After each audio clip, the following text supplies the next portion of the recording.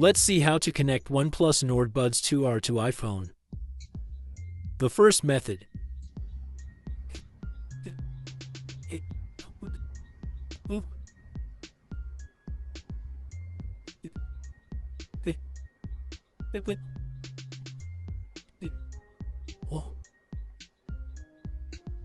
If the first method doesn't work, you can try the second method. Second method. If the Bluetooth device does not show up on your iPhone, then you need to reset OnePlus Nord Buds 2R. This is the touch reset button. First touch once, then touch and hold for about 5 seconds. Then your phone shows Bluetooth devices. Connect now and enjoy.